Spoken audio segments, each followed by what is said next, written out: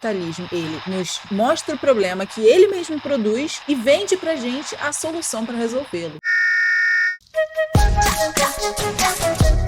Olá, terráqueos! Hoje a gente vai reagir a um vídeo do Emílio, do Blablalogia, e ele vai contar pra gente: se tributar os ultraprocessados vai resolver o problema? Eu tenho uma opinião formada sobre isso. Será que você tem? Vamos assistir junto pra gente entender um pouco melhor desse assunto? Vamos juntos? Estamos passando no Brasil por uma reforma tributária. E nessa reforma tributária se propôs uma mudança na tributação daquilo que faz mal para as pessoas. Qual que é o conceito? Qual que é a ideia por trás disso? É que substâncias, alimentos, coisas que fazem mal para as pessoas deveriam ter uma taxação maior e que isso a longo prazo, junto com políticas públicas de conscientização, teriam um efeito na diminuição dessas substâncias e do consumo desses produtos pela população. Mas, porém, contudo, todavia, aliás, os ultraprocessados ficaram fora desse imposto. Inclusive, eles vão pagar menos imposto do que pagavam antes. Eu sou Emílio Garcia e no vídeo de hoje o que a gente vai discutir é quais os possíveis efeitos que isso pode ter nas pessoas. Então, o objetivo dessa parte da reforma era tributar mais, deixar mais caro os produtos e aí sim fazer uma campanha educacional para que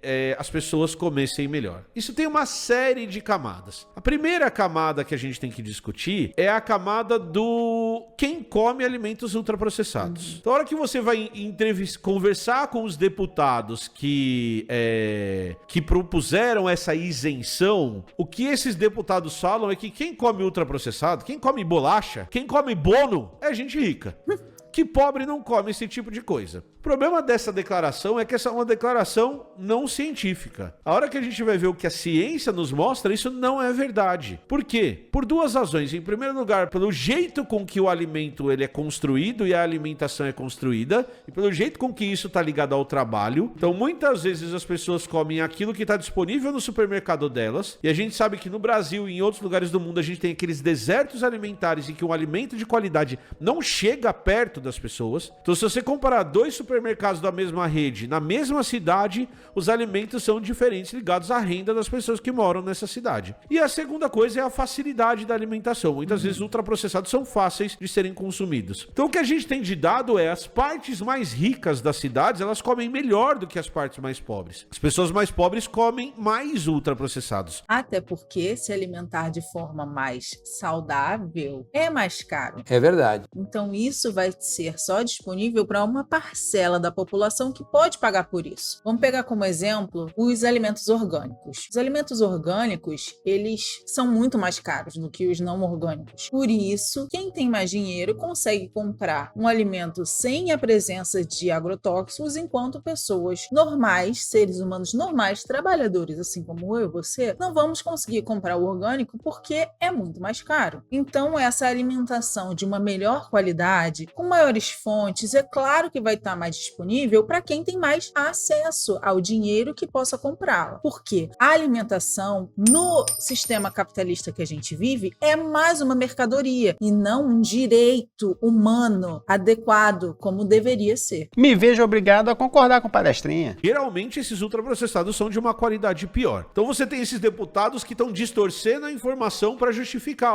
pobres nem vão ser afetados. E os ricos que comprem o que eles quiserem comprar, que também tem essa ideia de liberdade. A gente sempre tem que lembrar que se o alimento não chega no lugar das pessoas mais pobres, elas não têm liberdade nenhuma de comer o que elas quiserem comer e às vezes nem grana para comer o que elas quiserem comer, tá? E não é só o alimento em si. Existem empresas que escolhem literalmente o que vai para o mercado ou não. Então, nada que a gente tem disponibilidade de escolher para comer hoje em dia é fruto da nossa escolha individual, e sim de uma escolha da indústria alimentícia do que colocar ou não nas prateleiras dos supermercados. Isso perpassa por números amplos. Por exemplo, o Whey Protein foi uma estratégia da indústria alimentícia para reutilizar e vender os excedentes da produção leiteira lá nos Estados Unidos. E aí agora utiliza-se esse excedente, ou seja, essa sobra da produção de leite para fazer um suplemento alimentício à base de proteína proteína, tudo isso com esse discurso de que nós precisamos de mais proteínas na alimentação, de que nós não comemos proteínas suficientes e por isso nós precisamos, para ter um corpo forte e nós podermos trabalhar suficientemente bem, a gente precisa comer mais proteína. E diante exatamente dessas situações de a gente não ter tempo de fazer nossa própria comida, de se exercitar e tudo, acabam pegando o whey protein e utilizando ele como uma ferramenta milagrosa, algo que vai suprir todas as suas necessidades e fazer com que você não precise comer uma comida de verdade e sim tomar um alimento que também é ultraprocessado, que também é industrializado. Ou seja, o capitalismo, ele nos mostra o problema que ele mesmo produz e vende pra gente a solução para resolvê-lo. Segundo aspecto é que aí vem a indústria alimentícia. A indústria alimentícia bate no peito e fala assim, ó, nós que alimentamos as pessoas pobres do país. O ultraprocessado é mais barato. Então ele inverte a discussão. E o ultraprocessado alimenta os pobres desse país. E se a gente taxar isso a mais, o que vai acontecer é que o pobre vai passar fome. Então você tem esses dois discursos sustentando a retirada dos ultraprocessados dessa taxação maior para deixar os produtos mais caros e diminuir o consumo. A gente sempre precisa discutir que deixar mais caro não resolve.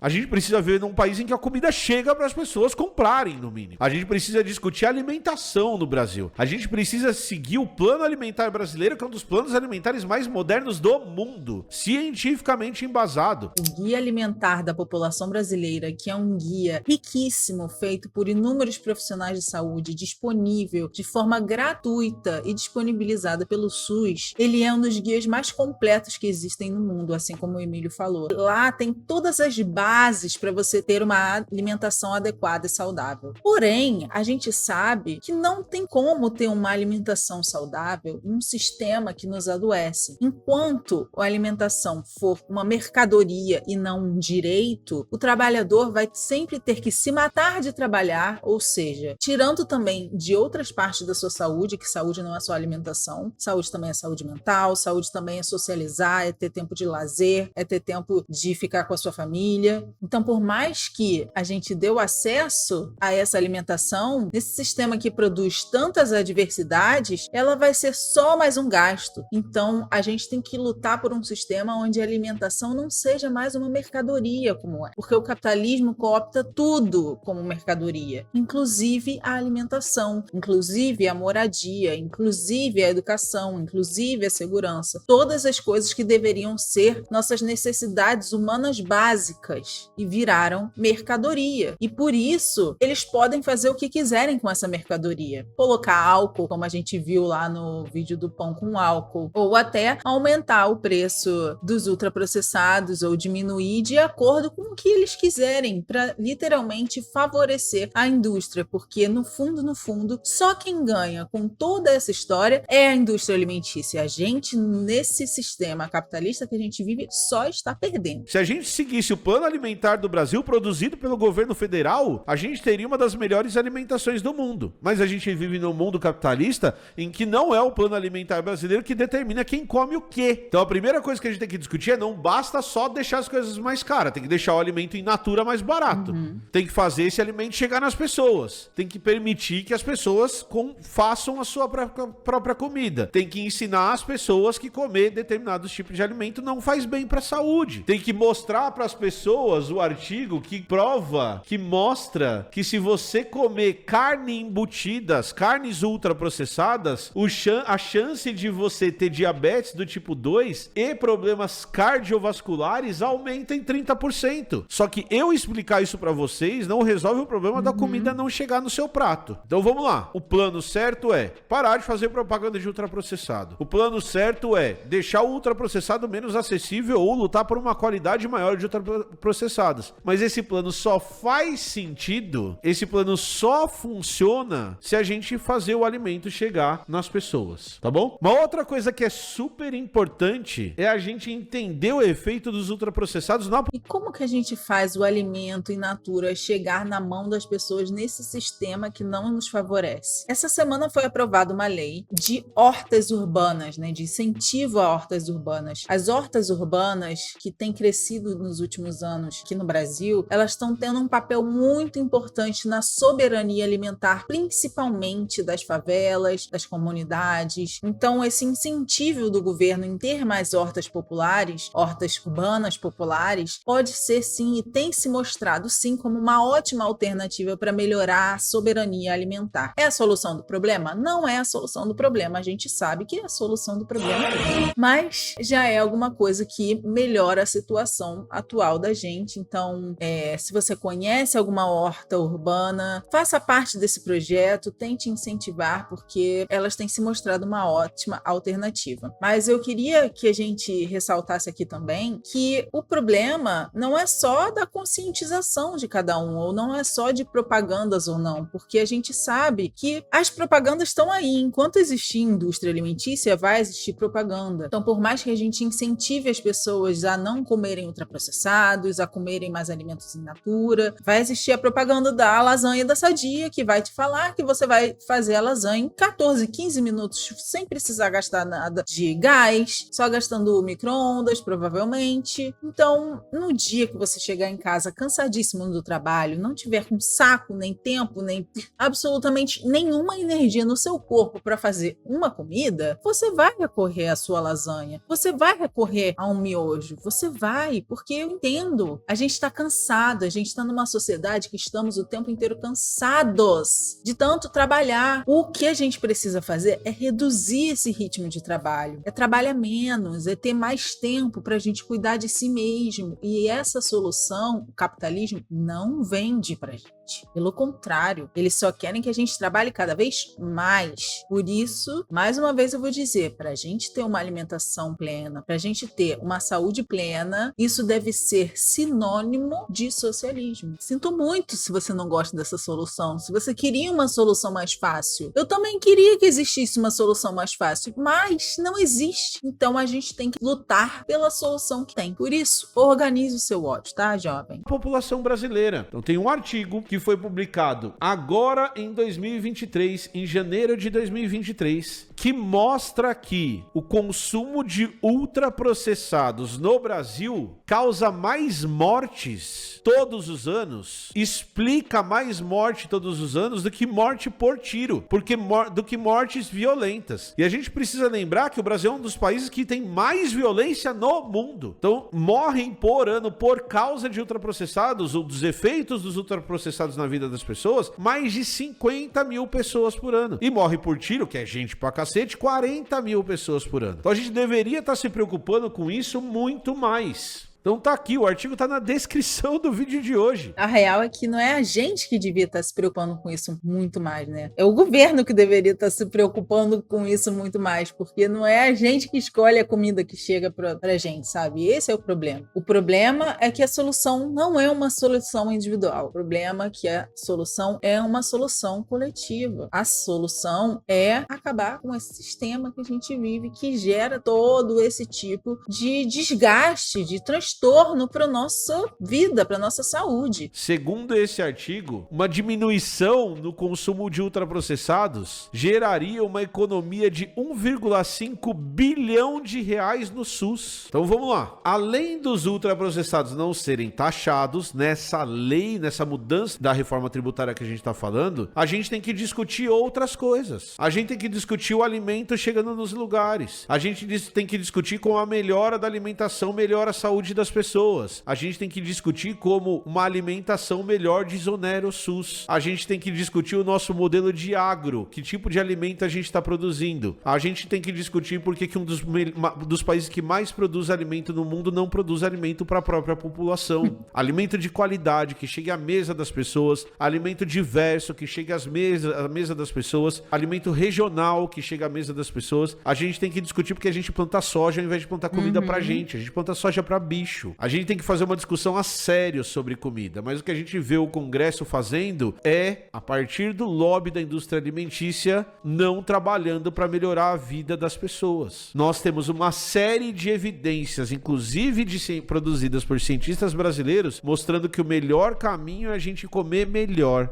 E a gente tem uma série de ações contrárias a isso. Nós precisamos construir uma sociedade que alimente as pessoas com comida boa. A gente precisa construir uma sociedade em que as pessoas consigam chegar cedo em casa para fazer a própria comida e depois ficar com a família e depois ir dormir cedo. A gente precisa combater esse tipo de desigualdade. E quando a gente fala de desigualdade, não é só econômica, é social. Não é que o cara não quer comer comida. Exato. Comida nem chega nele. Não é que ele não quer comer fruta. A fruta nem chega nele. E a fruta que chega nele é muito pior do que a fruta que chega em outros lugares. Isso se a gente nem contar a fruta para exportação, porque as melhores frutas do Brasil ninguém come. Só come quem tá fora. A gente precisa, a sério, discutir a alimentação. E o que a gente percebe do Congresso é um outro caminho. É o caminho do lobby. É o caminho para favorecer a indústria. É o caminho para favorecer o burguês. E sabe o que é pior? É o caminho para passar boiada. É o caminho para plantar soja, para produzir gado. E ao mesmo tempo te culpar por estar comendo carne vermelha. E a culpa deveria ser sua e você deveria virar vegetariano porque é você que está destruindo o planeta comendo a carne vermelha. É você que está destruindo o planeta tomando esse banho demorado. É você que está destruindo o planeta não reciclando. Só que na verdade a gente sabe que quem mais destrói o planeta é o agro, é a indústria alimentícia. Então o que o capitalismo faz de melhor na nossa vida é nos culpabilizar por problemas que ele mesmo produz. Entende o problema disso? O problema é que a culpa não é nossa. E por isso que me falam,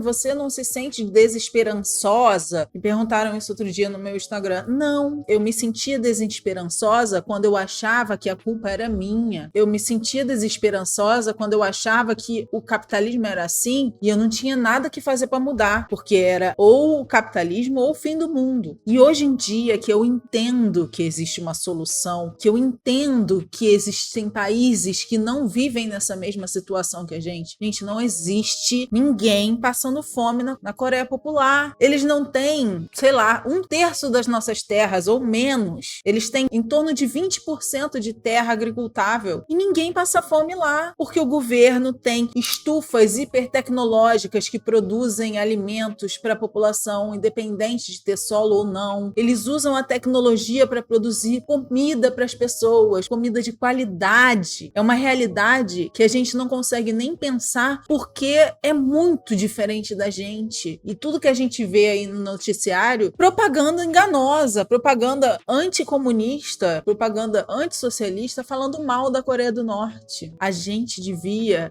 olhar mais para a Coreia do Norte e entender o quanto eles estão avançados, o quanto eles conseguiram avançar, tanto em questão de moradia. Não existe morador de rua na Coreia do Norte, porque o governo faz casa assim, em um piscar de olhos. Não existe desnutrição na Coreia do Norte. Entende? E o que ainda existe de falha na Coreia do Norte existe porque existe sanção, porque existe um bloqueio, porque existe uma cortina ao redor da Coreia do Norte por conta dos Estados Unidos proibindo um monte de coisas de entrar. Vocês sabiam que lá na Coreia do Norte não existem equipamentos suficientes de ressonância magnética para crianças? Por que os Estados Unidos não deixam os países exportarem para a Coreia do Norte esses aparelhos? Essa é a liberdade que o capitalismo nos propõe. É a liberdade de você, se você não quiser seguir com esse sistema, você é punido por não querer contribuir com esse sistema, querer viver num mundo melhor, num país melhor, onde você tem direito à saúde, à educação, à moradia, à alimentação, de forma gratuita. Entende? Por que,